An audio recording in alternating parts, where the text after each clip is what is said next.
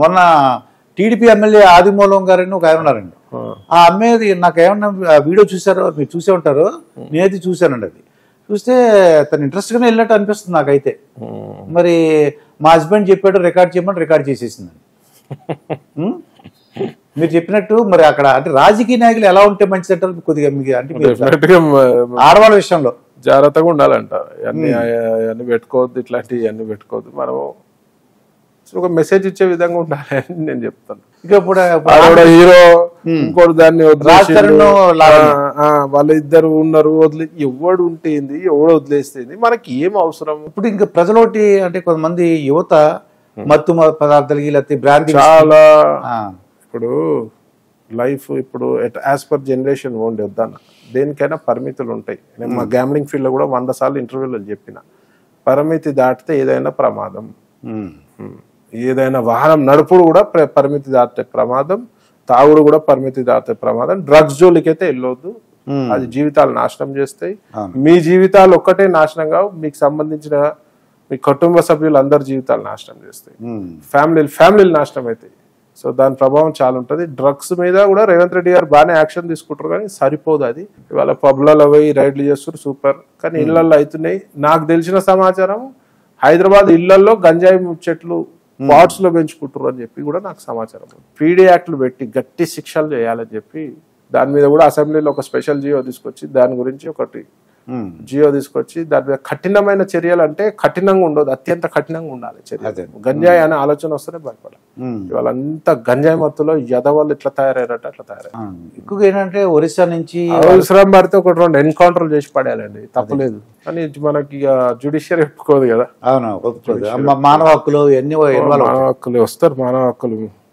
మరి మొన్న రేప్ బాధితులపై ఎందుకు రాలేదండి? నాకు గిరిజన మహిళపై రేప్ అటెంప్ట్ అయింది, గాంధీ హాస్పిటల్లో ప్రాణాపాయ స్థితిలో ఉంది, మరి ఎందుకు రాలేదండి? ఎంతమంది స్పందించారు? సో కాల్డ్ సోషల్ యాక్టివిస్ట్ చాలా మంది ఉంటారు.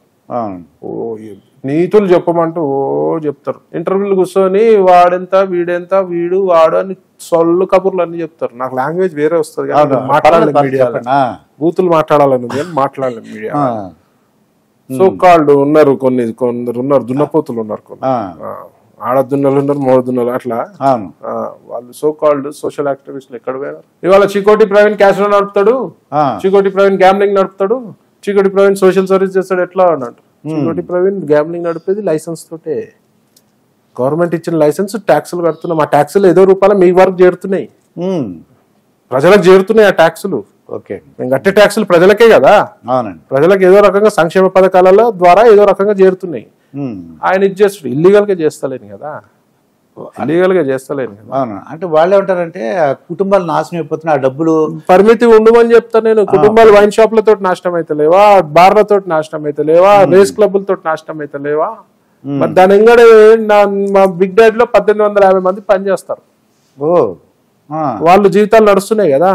ఓకే, డైరెక్ట్ నేను చెప్పేది, డైరెక్ట్ గా ఇండైరెక్ట్ హోటళ్లు నడుస్తున్నాయి, హోటల్లో పనిచేసే కార్మికులు నడుస్తున్నాయి, ట్రాన్స్పోర్ట్ నడుస్తున్నాయి, కార్లు నడుస్తున్నాయి, డ్రైవర్లు నడుస్తున్నాయి, నీకు డ్రైవర్ల కుటుంబాలు నడుస్తున్నాయి, ఫుడ్ స్టాల్స్ నడుస్తున్నాయి, దాని ఎంగా ఫ్లైట్లు నడుస్తున్నాయి, ఫ్లైట్ లో కూడా ఉపాధి ఉంటుంది కదా, ఫ్లైట్లు నడుస్తున్నాయి, బస్సులు నడుస్తున్నాయి, ట్యాక్సీలు నడుస్తున్నాయి. దాని వెంబడి డైరెక్ట్ ఇండైరెక్ట్ ప్రతి దానికి ఒక బెనిఫిట్ ఉంటుంది, ఒక డిసడ్వాంటేజ్ కూడా ఉంటుంది, అడ్వాంటేజ్ డిసడ్వాంటేజ్ ఉంటుంది.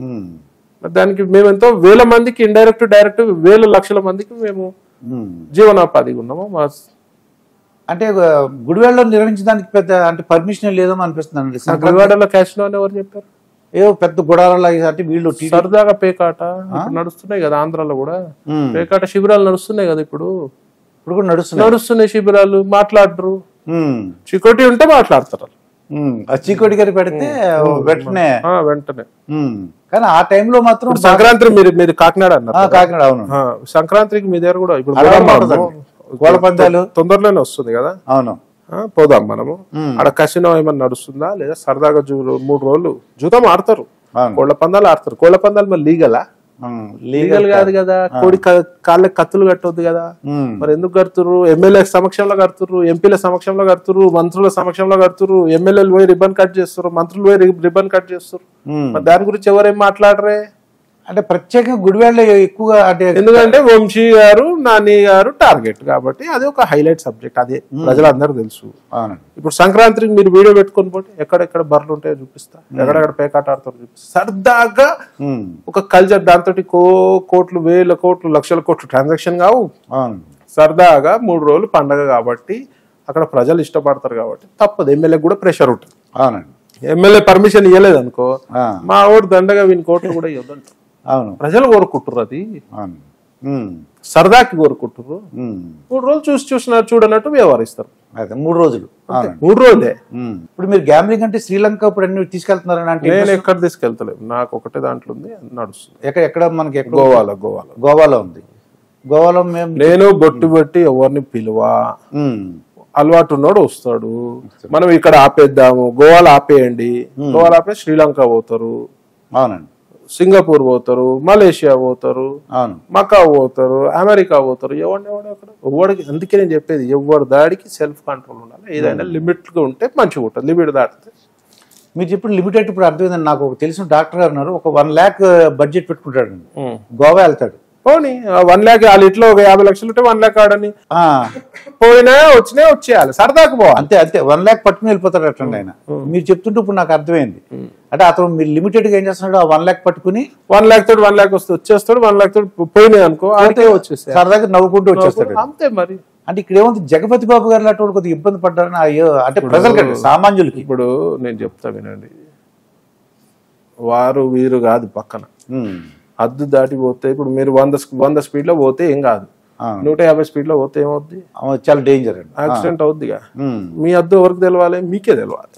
ప్రతి దాంట్లో మీరు ఒక పెగ్గు తాగుతారు, 2 పెగ్గులు తాగుతారు, బాటిల్ తాగితే ఏమవుద్ది, ఎక్కి అడ్డం పడతారు. మీరు చెప్పినట్టు రాజకీయ నాయకులు ముఖ్యంగా ఏంటి, ఆడవాళ్ళ దగ్గర నాకు అర్థమైంది ఏంటంటే, ఆకొచ్చి ముళ్ళు పడిన ముళ్ళు వచ్చాక మొత్తానికి మగవాడికి ఇబ్బందిగా ఉంది. ఏదైనా అంతే, దాని గురించి చట్టాలు తేవాలంటారు కొందరు. భార్య బాధితుల సంఘాలు కూడా ఉన్నాయి. కానీ నిజమేనండి, ఇప్పుడు అయితే హనీ ట్రాప్స్ అయితే రకరకాల ఇష్యూస్ ఉన్నాయి వాళ్ళ సొసైటీలో, ఎవరు నమ్మే పరిస్థితి లేదు. ఇప్పుడు వాళ్ళే మెసేజ్ పెడతారు అనుకోండి, ఆడమ్మ పెట్టింది అనుకోండి మెసేజ్, ఎవరైనా ఏం చేస్తాడండి, సొంగగా అరుచుకుంటూ పోతారు. సొంగగా అరుచుకుంటూ పోతే ఏమవుద్ది. సో ఏ విషయం అయినా కెమెరా పెట్టేసి రికార్డ్ చేస్తుంది, రికార్డ్ చేసి మొదలెడతారు ఇక డబ్బుల గురించి. అంతే. ఇవాళ అందరు నన్నలే మా బ్లేమ్, కొందరికి అన్యాయం జరుగుతుంది. నిన్న మొన్న నాకు ఒక అమ్మాయి ఫోన్ చేసింది, అన్న మీ హెల్ప్ కావాలని అడిగింది. ఏమైంది అంటే, నేను ఒక ముస్లిం అబ్బాయి తోటి సహజీవనం చేస్తున్నా, వాడి పద్ధతి నచ్చలేదు, నన్ను మతం మార్చుకొని ప్రెషర్ వేస్తున్నాడు, పెళ్లి చేసుకుంటా అని. నాకు నచ్చక నేను వదిలేస్తే ఇప్పుడు నన్ను హరాస్మెంట్ చేస్తున్నా, మీ హెల్ప్ కావాలంటే డెఫినెట్గా ఉంటామమ్మా, నీకు లోకల్ డీసీపీ తోటి మాట్లాడతా, నిన్న కూడా మాట్లాడింది. ఓకే, ఏ ఇబ్బంది ఉన్నా, ఇప్పుడు సహజీవనం కలిసి ఉన్నారు, చట్టాలు అట్లా వచ్చినాయి, ఇష్టం ఉంటే ఉన్నారు, ఇష్టం లేకపోతే ఎవరినెవరు ఫోర్స్ చేసే హక్కు లేదు, ఎవరికి రైట్ లేదు.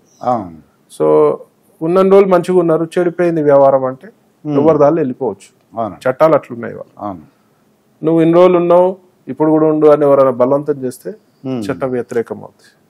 దానిపై తీవ్రంగా ధర్మరక్ష సంస్థ స్పందిస్తుంది. ముఖ్యంగా ముస్లిం యువకుల ఉచ్చులో పడే హిందూ అమ్మాయిలకి ధర్మరక్ష, అది మన ఫౌండర్ ప్రెసిడెంట్ మీకు ఎల్లప్పుడూ అండగా ఉంటుంది. సో ఎవరు కూడా ఏవైతే లవ్ జిహాద్ కేసులు అవుతున్నాయో మన హిందూ అమ్మాయిలకు ముఖ్యంగా నేను చెప్తున్నా, లవ్ జిహాద్ కేసులు ఇట్స్ వెరీ డేంజరస్. మిమ్మల్ని మత్తులోకి దించి మిమ్మల్ని వాడుకుంటారు, 10 మంది పిల్లలు కనమంటారు. కొత్త రకమైన జిహాద్ ఇది. అది పక్కన పెడితే మొన్న ఒక నార్త్ ఇండియాలో సంఘటన అయింది, 30 ముక్కలుగా కట్ చేసి అమ్మాయిని ఫ్రిడ్జ్ లో పెట్టినాడు ముస్లిం యువకుడు. సో ఈ ముస్లిం యువకుల వలలో పడొద్దు. దీని గురించి ప్రత్యేకంగా కొన్ని తీవ్రవాద సంస్థలు ఫండింగ్ చేసి వాళ్ళ పని ఒకటే, అది ఈ అమ్మాయిలని పడేయాలి, అది స్మార్ట్ గా ఉన్న కుర్రాలని హైర్ చేసుకొని ఈ అమ్మాయిలను ట్రాప్ చేయాలి. అయితే ముస్లిం మతంలోకి మార్చి 10 మంది పిల్లలు కనబడతారు, నచ్చుతారు, లేకపోతే నరికి చంపుతారు. వాడి పని వాడికి జీతం ఇస్తారు, వీళ్ళు శాలరీ లెక్కిస్తారు. సో మన హిందూ యువతులు ముఖ్యంగా సోదరిమణులు అందరూ కూడా జాగ్రత్తగా ఉండాలి. దొంగ ఐడి కార్డులు పెట్టి హిందూ అని చెప్పి కూడా ప్రేమలకు దించినాక ముస్లిం అని చెప్పే సంఘటనలు కూడా జరిగినాయి. సో ఏదైనా కూడా జాగ్రత్తగా ఉండాల్సిన పరిస్థితి. మనకి ఇట్లాంటి సెట్ కావు, తల్లిదండ్రులకు ఇబ్బంది పెట్టొద్దు, మీరంతా జాగ్రత్తగా ఉండాలి.